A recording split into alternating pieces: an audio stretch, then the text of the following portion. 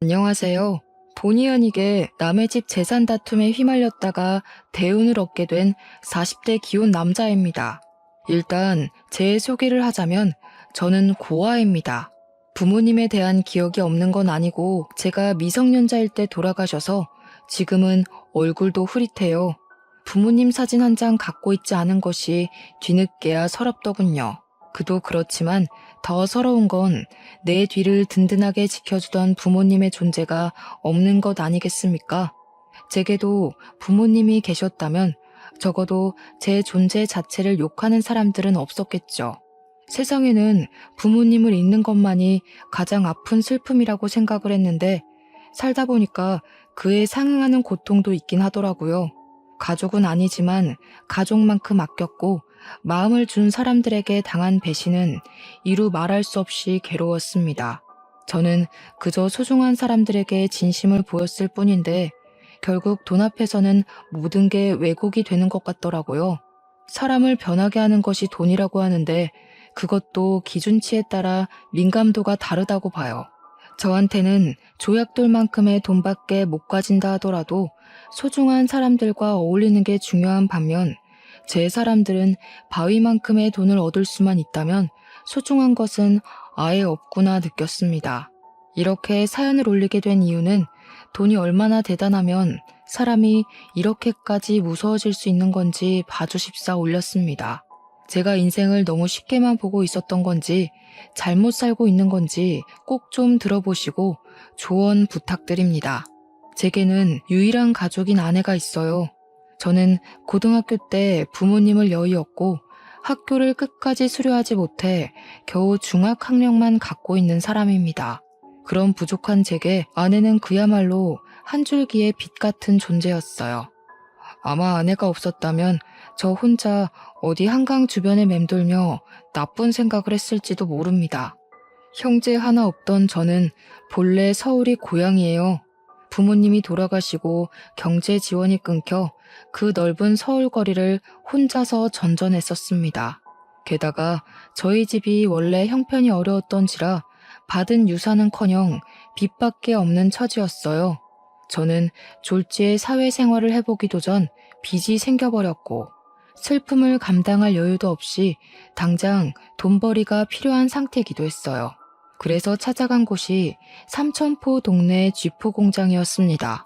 그곳을 알고 찾아간 것은 아니고 그저 서울보다 비교적 취업이 쉽고 좀 촌동네를 찾다 보니 알게 된 곳이었어요.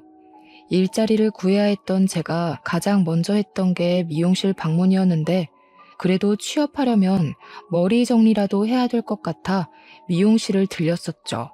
거기서 제 사정을 들은 미용실 원장이 쥐포 공장을 추천해줬습니다. 제가 찾아간 공장은 직원이 주로 가족들로 이루어진 작은 공장이었어요. 그곳에선 처음에 10대인 저를 보곤 당연히 안 받아주려고 했었는데 제가 무릎을 꿇고 사정을 했습니다. 그러니 역시나 제 사정을 알고 불쌍하다며 받아주셨어요. 어떤 마음으로 저를 바라봤는지는 제게 중요하지 않았고 그저 제 목숨 하나 건사하게 해준 고마운 사람들이라고만 생각했습니다. 저는 저를 걷어준 그 은혜에 보답하느라 피해주지 않으려고 최대한 어른의 몫을 해내려고 했어요. 그렇게 수십 년 동안 저는 그 집안의 가족처럼 오래오래 함께 일을 해왔어요.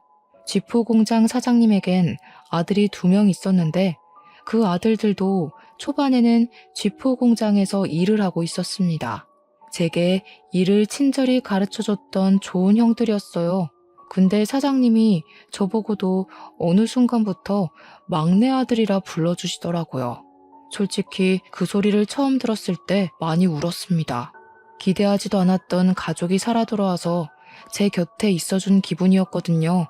저는 당시 결혼 생각도 없었고 사장님과 사모님의 은혜가 그저 고마워서 그들을 모시고 쥐포 공장을 운영하는 게 좋았을 뿐인데 두 분께서 저를 너무 좋게 봐주셨습니다. 그들이 얼마나 마음 좋은 사람들이었냐면 빚이 한가득 있는 제 사정을 알고는 제 빚을 대신 갚아주셨어요. 당연히 제게 큰 돈을 빌려준 거라 생각하고 당시 저는 차근차근 갚아나가고 있었죠. 어쨌든 덕분에 저는 돈에 목숨 걸지 않고 마음 편히 생활을 할 수 있었어요. 그래서 더 사장님과 사모님을 하늘 같은 존재로 모시며 살았습니다. 제가 그곳에서 일을 한 지 10년 차가 되었을 무렵 공장은 제가 처음 왔을 때보다 규모가 살짝 더 커진 상태였어요. 그런데 두 형이 결혼을 하면서 서울로 가버리게 되었고 다른 친척들은 나이가 차서 한두 사람씩 빠져나가고 있는 상황이었죠. 그런 와중 사장님 밑에서 열심히 일하는 직원은 저밖에 없게 되었습니다.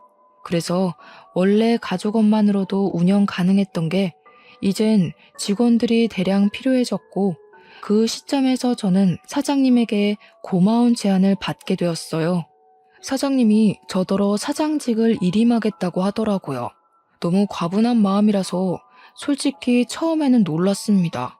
한편으로는 큰형이랑 작은형도 있는데 친자식을 두고 제게 공장 대표 자리를 물려준다는 사장님의 발언이 저를 불편하게 만들기도 했어요.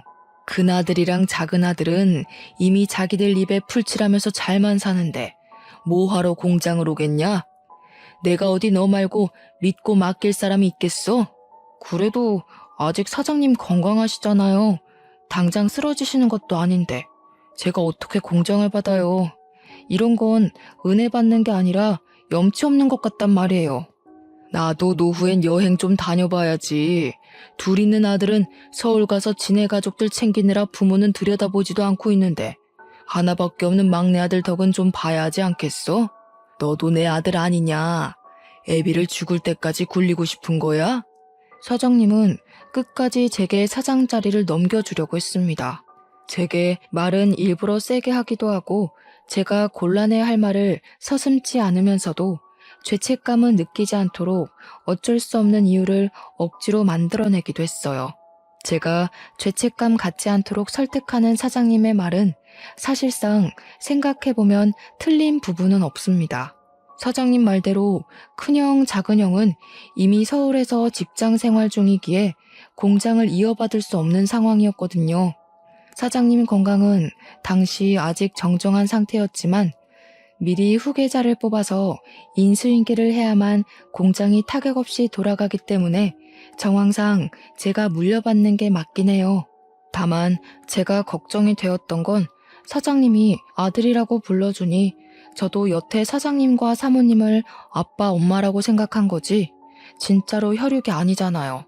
그런데 혈육 아닌 사람에게 온 세월 바쳐 일궈낸 자산을 물려주겠다고 하니 제가 다 미안했습니다. 정작 사장님과 사모님은 괜찮아 보였는데 말이죠. 그러나 별 수 있었겠습니까?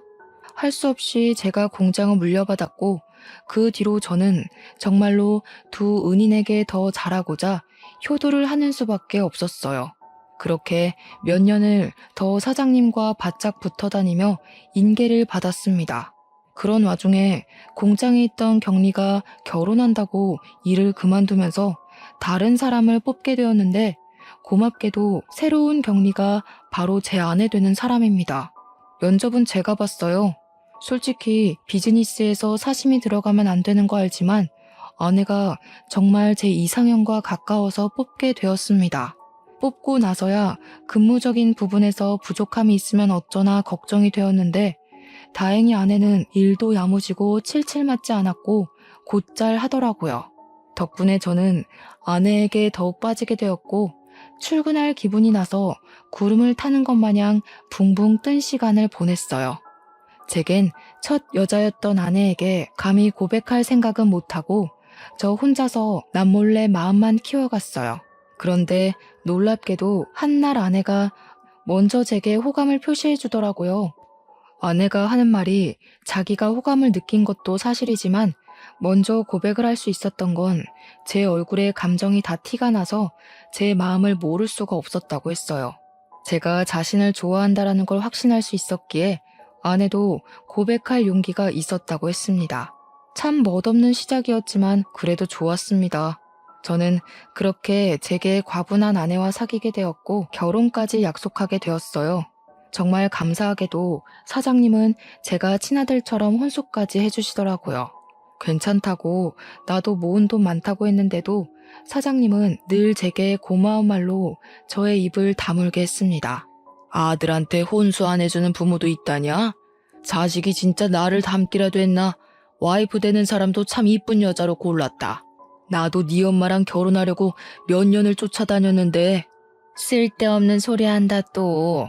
균성아, 필요한 거 있으면 우리한테 얼마든지 말해. 신혼집은 당연히 남자가 해가야 되는 거 알지? 집은 공장이랑 가까운 데로 계약했는데 시간 나면 괜찮은지 보고 와라. 남자는 태어나서 딱 3번만 울어야 된다는데 저는 그날로 3번째 울음을 보였어요. 부모님이 돌아가셨을 때 처음 울었고 사장님이 아들이라고 불러주셨을 때 2번 울었습니다.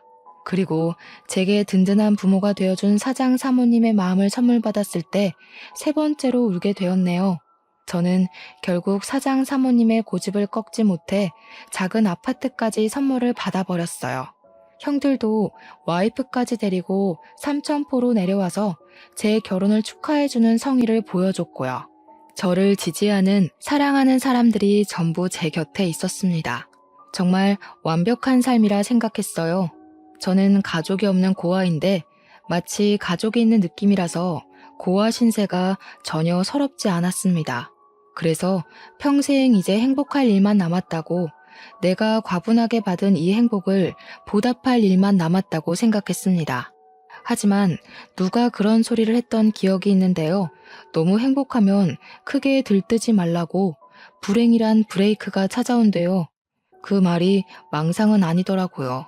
살아갈 이유가 가득하기만 했던 제게 부모님을 잃었을 때와 같은 고통이 닥쳐왔습니다. 그 문제는 제가 존경하는 사장님의 병세가 악화되기 시작했을 때부터 일어났어요.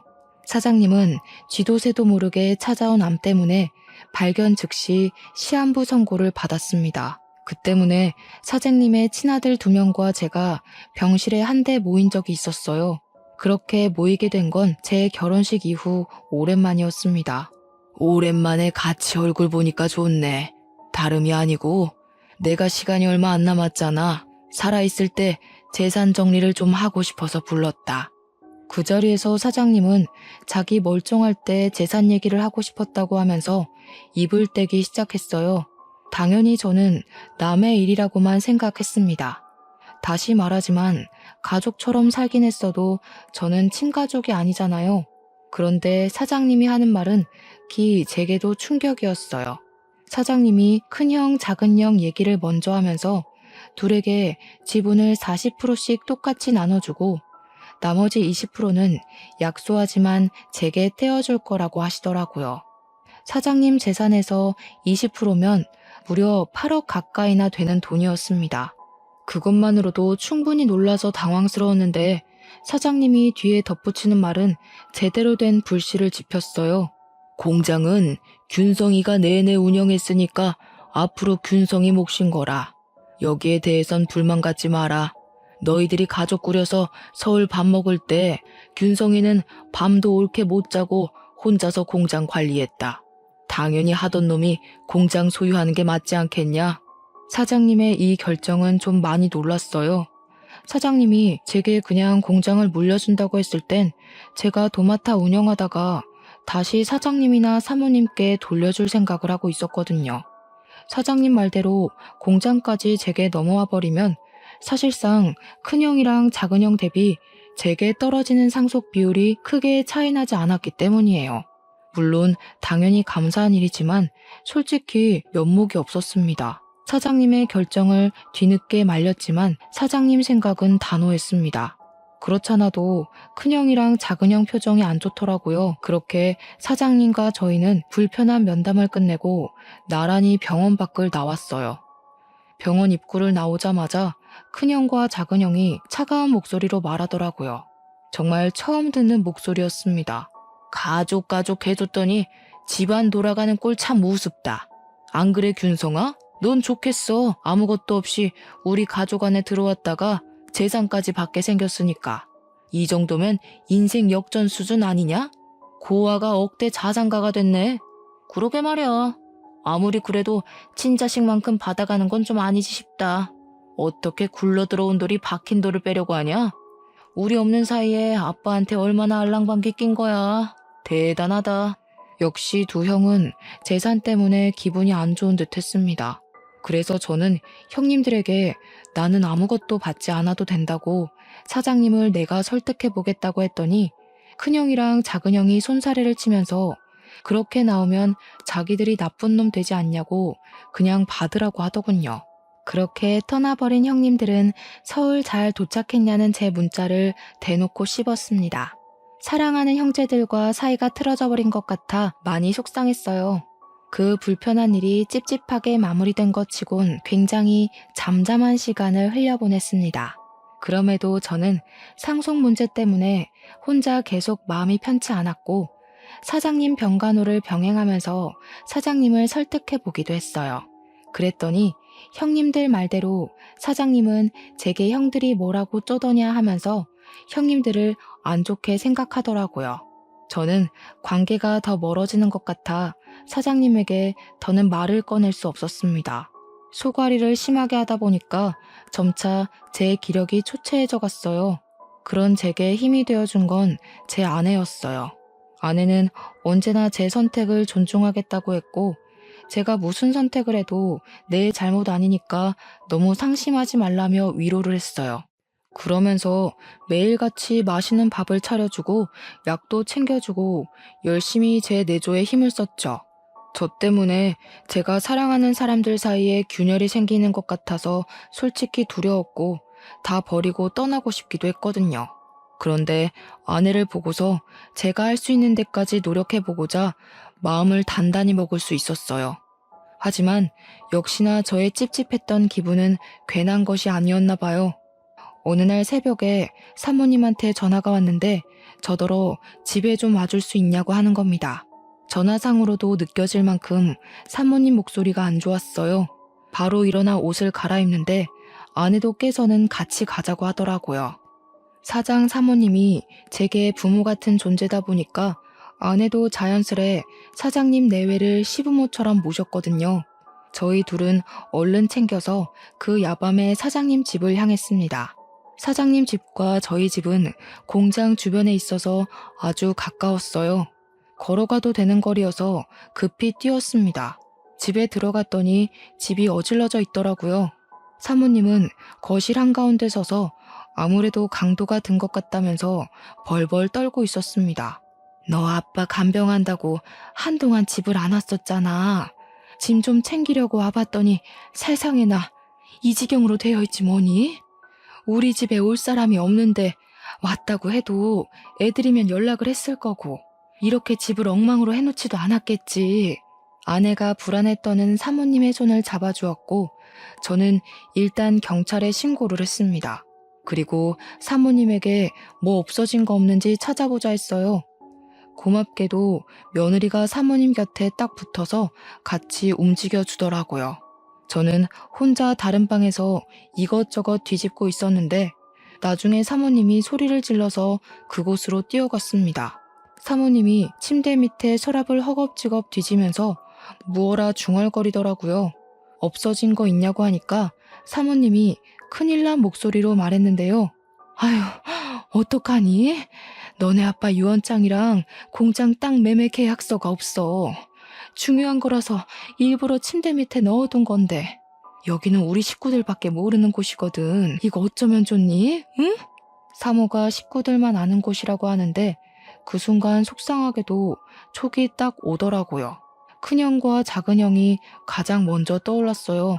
정황상 따져보더라도 진짜 도둑이 아닌 이상 사장님이나 사모님, 형님들 중 범인이 있다는 건데 사장님이 자기 걸 도둑질했을 리는 없잖아요.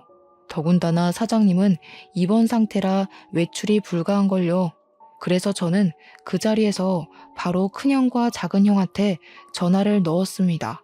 나란히 부재 중이었어요. 저는 일단 우리 집으로 사모님을 모셨고 아내한테 사모님을 부탁한 뒤 그 새벽에 서울로 올라갔습니다. 큰형과 작은형 집 주소를 알고 있어서 둘을 찾아내는 건 어렵지 않았어요. 갔더니 둘이 아주 똑같은 반응이더라고요. 저를 아주 문전박대하면서 자기들은 모르는 일이라고 오히려 큰 소리를 쳤습니다. 형님들이 벌인 짓인지 아닌지는 경찰에 신고해서 알아보면 돼. 만약 형님들 짓이 맞으면 사장님한테 무릎 꿇고 용서 빌 준비나 하라고. 내가 이거 밝혀내서 사장님한테 다 말할 거야. 이렇게 돈에 눈 멀어서 부모님 속 썩일 거면 차라리 상속받지 마. 우리 다 아무것도 받지 말고 예전처럼 지내자고. 저는 선포 같지 않은 선포를 하면서 속상한 마음까지 토로하고 집으로 돌아왔습니다. 제가 뭐라고 형들에게 상속받지 말라 참견을 했는지 이해 안 되실 수도 있어요.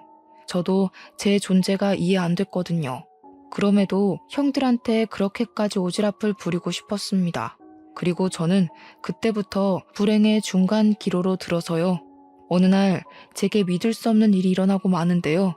공장 앞에 주차해놨던 제 차를 좀 빼달라고 누가 새벽에 전화를 한 날이었습니다.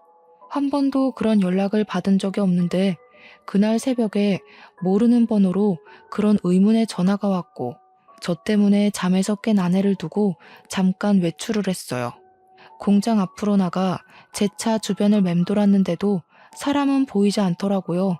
그래서 제게 걸려온 전화번호로 다시 연락을 해보았습니다. 그리고 그날의 기억은 여기까지가 마지막이었어요. 제가 한눈 판 사이 웬 괴한이 제 머리를 둔기로 후려쳤거든요. 고통도 느껴지지 않을 만큼 머리가 울리면서 눈앞이 새하얘졌습니다. 쓰러진 줄도 몰랐던 저는 정신을 잃어가던 중에 순찰하던 경찰차 불빛을 봤어요. 그리고 그 불빛에 비친 괴한의 신발도 눈에 들어왔죠. 그렇게 더는 기력을 쓰지 못하고 혼절해 버렸습니다. 제가 다시금 정신을 차렸을 때는 병원이었어요. 제 옆에서 아내가 울고 있더라고요. 제가 일어난 걸 본 아내는 급히 의사를 데려왔고 의사가 소견을 말하길 급소를 피해서 맞았기 때문에 뇌진탕으로 무사히 넘길 수 있다고 했습니다. 그렇다고 다행일 순 없는 게 조금만 잘못 다쳤다면 그대로 즉사했을 정도로 위험했다고 하더라고요. 아내는 제가 살았다는 생각에 다리에 힘이 풀려서 오열을 했어요. 그러면서 아내가 제 기억에는 없는 얘기를 서럽게 호소하는데 하는 말들이 뭔가 상황이 잘못되었다는 걸 암시하고 있었어요. 사장님 돌아가셨어. 근데 당신이 죽였대. 당신이 그런 거 아니잖아. 도대체 무슨 일이 있었던 거야? 누가 당신한테 그런 짓을 한 거야? 당신도 피해자라고 내가 계속 말했는데 사장님 아들분들이 말도 안 되는 증거물 얘기까지 하는 바람에 다들 당신이 사장님한테 해코지한 줄 알고 있어.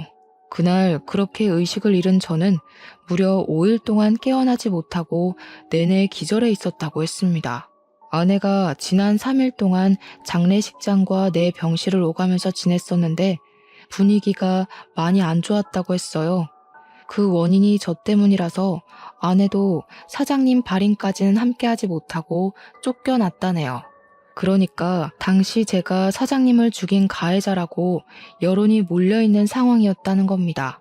사장님 장례식장에서 큰형이랑 작은형이 알 수 없는 증거물을 기반으로 저를 가해자로 몰았다고 했어요. 그 증거물은 다름 아닌 공장 주변 CCTV였대요. 제가 공장 주변 사장님 집에서 사장님 재산을 불법적으로 빼돌리려고 했는데 그때 운 좋게 괴한이 공장 털러 왔다가 나를 공격했고 지나가는 경찰에게 발각되어 저를 잡았다는 말도 안 되는 얘기였어요.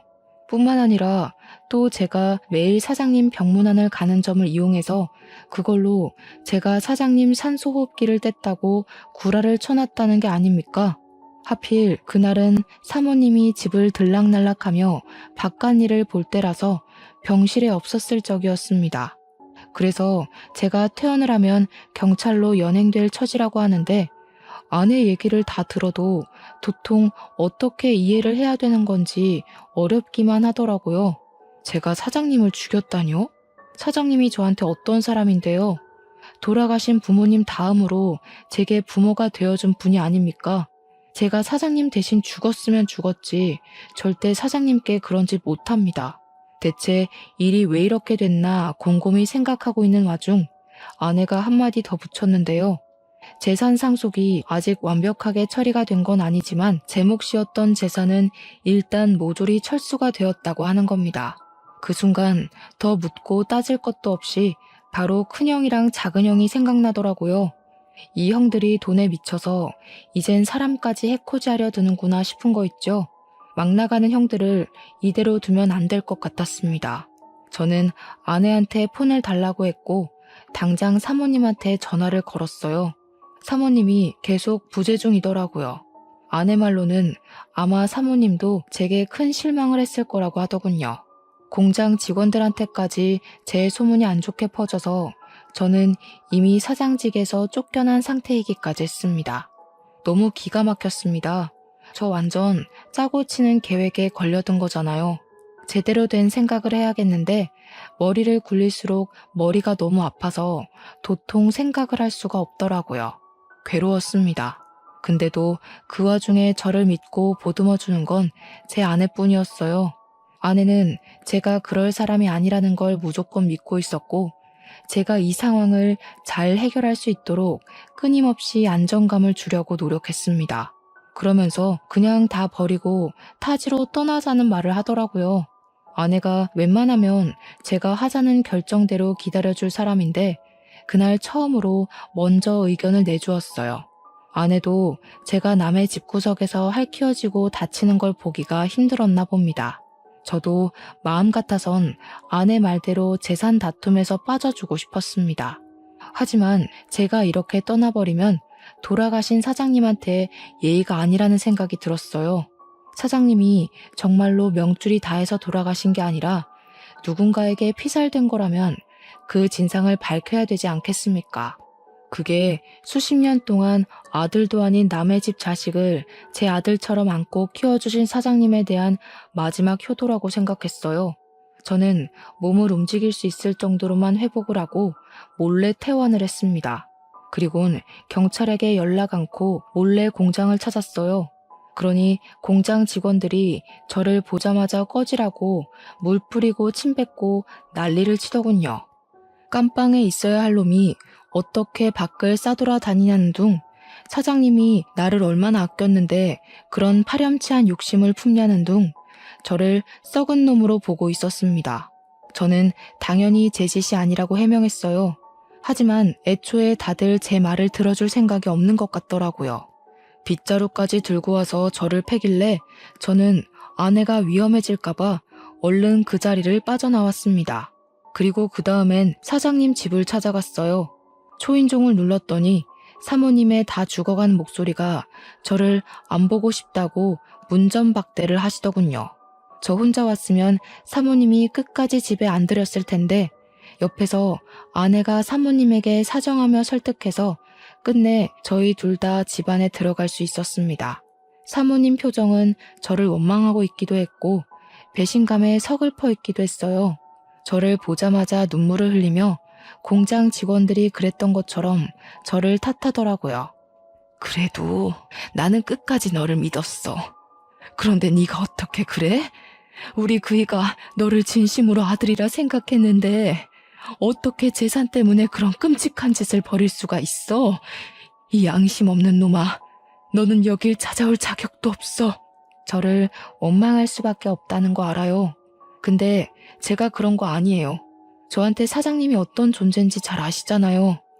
저는 공장도 필요 없고 재산도 필요 없던 사람이에요. 돈 때문에 사장님 배신할 거면 제가 나이 40 될 때까지 버티고 있었겠어요? 저 쓰러졌던 날, 저 때리고 도망친 사람을 봐서 찾아온 거예요. 제가 해명을 해도 사모님은 울기만 했지 제 말을 믿어주지 않았습니다. 돌아가신 사장님이 불쌍하다면서 계속 제 등짝을 때렸어요. 거기다 대고 저는 그날 새벽 제게 전화를 해서 공장 앞으로 나오라고 했던 사람의 통화 녹음을 들려줬습니다. 그러니 사모님께서 집중을 해주시더라고요. 저는 설명을 덧붙여서 그때 상황을 설명했고 둔기를 맞고 쓰러지면서 눈을 감기 전에 도망가는 사람 신발을 봤다고 했어요. 그게 바로 골프 운동화였다고 하니까 갑자기 사모님이 사색이 되더라고요. 그래서 왜 그러냐고 물었습니다. 사모님이 우왕좌왕하면서 휴대폰을 보여줬는데요. 혹시 이런 골프화였냐고 묻더라고요. 제가 그날 본 건 바이올렛 색상의 베이지 밑단을 단 수제 운동화였거든요.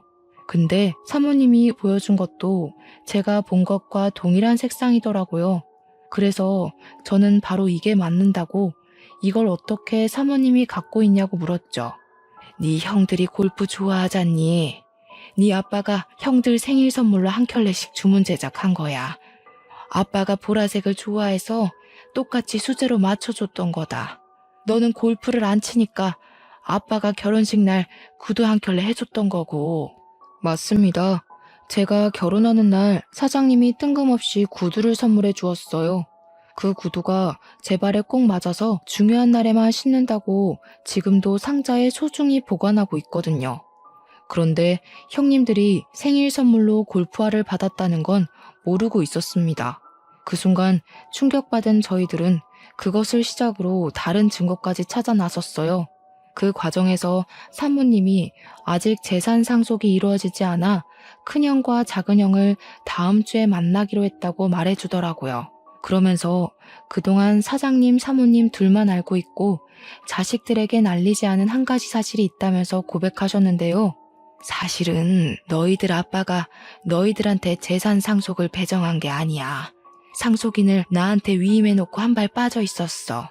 나더러 자기 죽고 나면 분명 태도 달라질 자식들이 있을 거라고.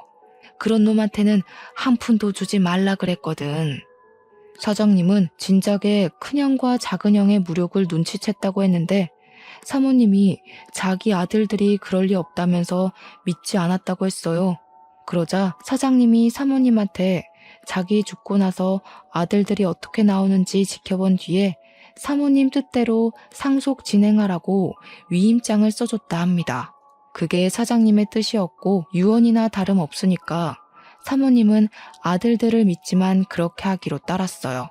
그런데 때마침 장례식장에서 큰형과 작은형이 제가 사장님을 죽였다면서 이런저런 증언을 기반으로 술술 말하길래 정말로 제가 그런 파렴치한 짓을 저지른 줄 알았다고 했습니다.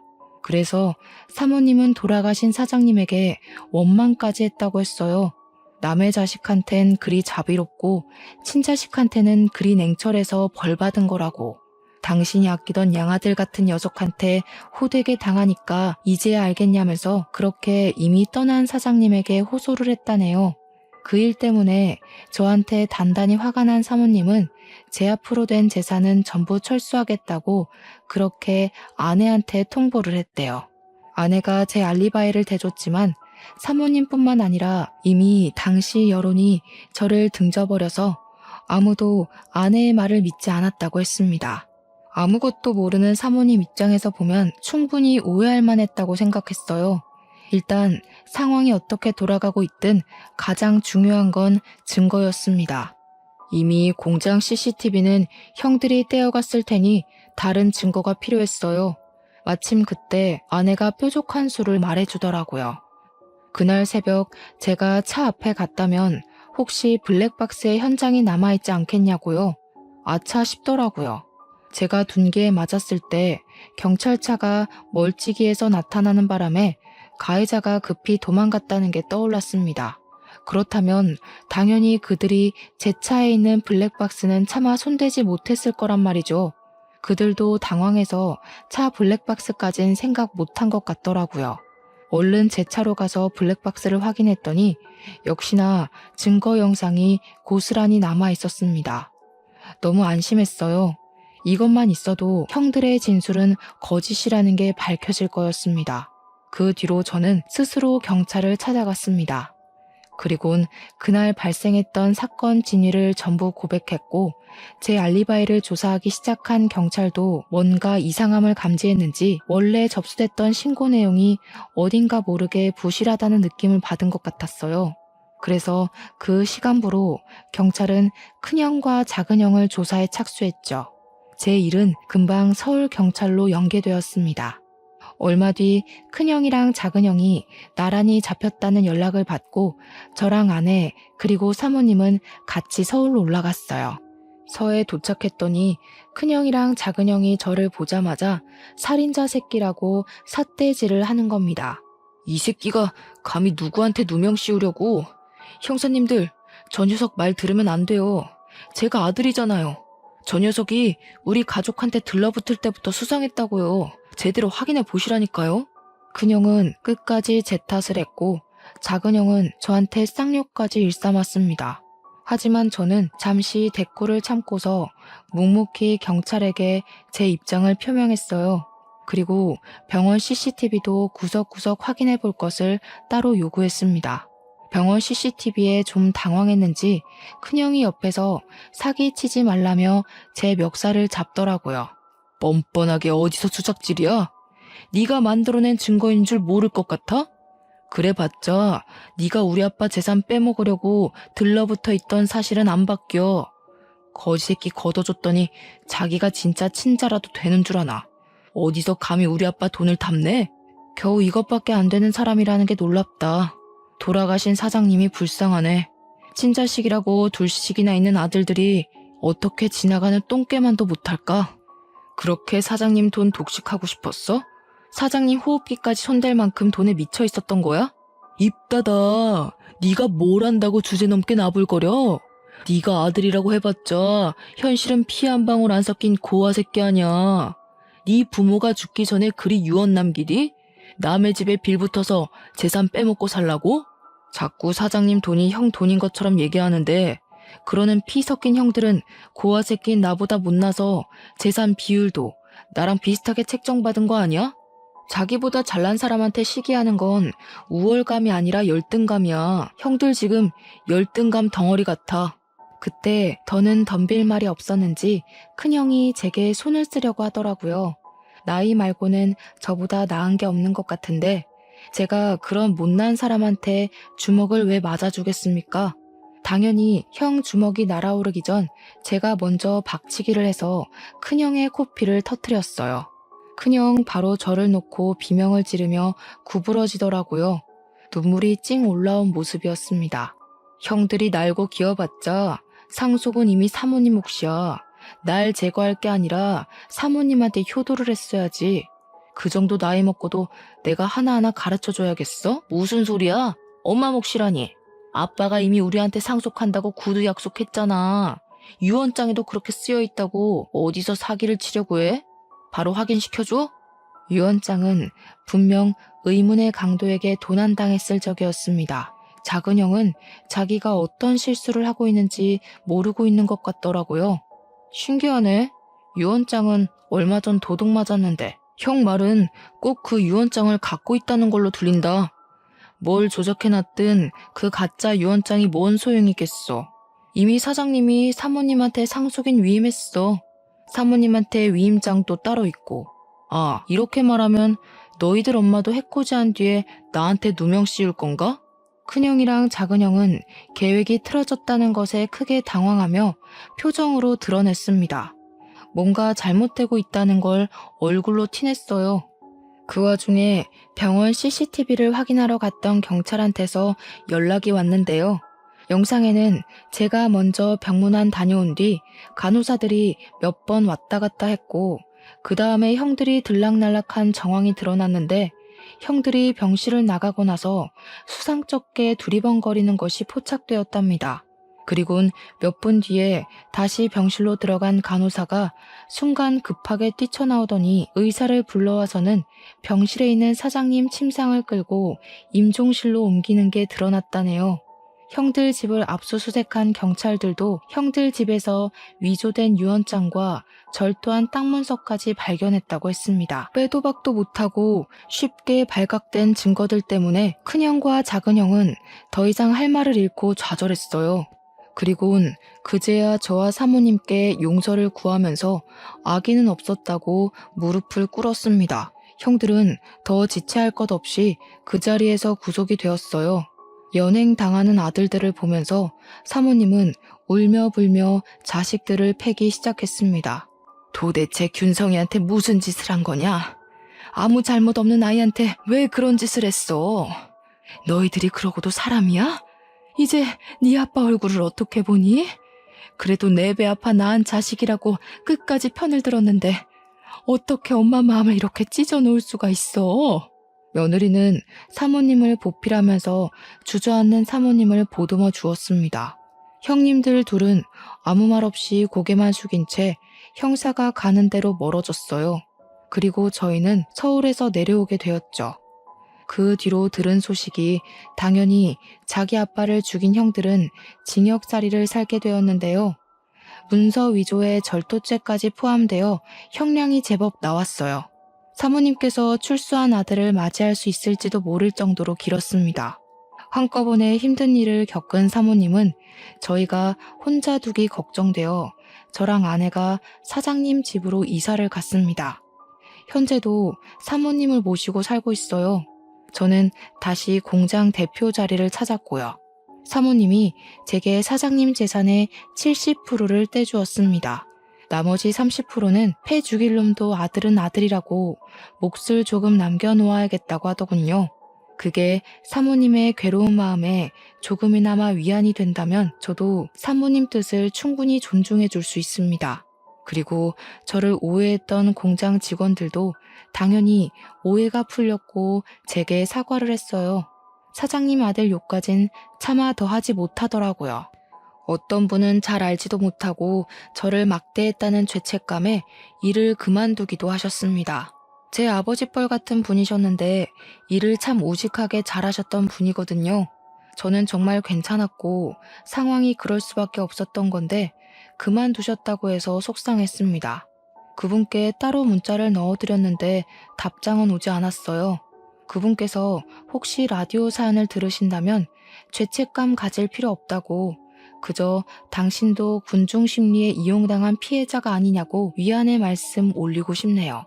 다른 직원분들과의 관계는 더할 나위 없이 돈독해졌습니다. 아직은 다들 제게 죄책감을 갖고 있는 것이 눈에 보이지만 이마저도 관계 회복의 과정이라 생각하고 그들의 시도 때도 없는 사과를 자연스럽게 받아들이려고요. 이렇게 폭풍 같은 지옥이 지나고 나니 좋은 일들이 수두룩하게 찾아오는 것 같아요. 정말 기쁘게도 저희 부부에게 축복이 찾아왔어요. 저번 주에 제가 바빠서 아내랑 사모님이 같이 산부인과 가서 초음파 사진을 찍고 왔는데 아기가 아직 너무 콩알만해서 우리 아이인 게 실감나지 않더라고요.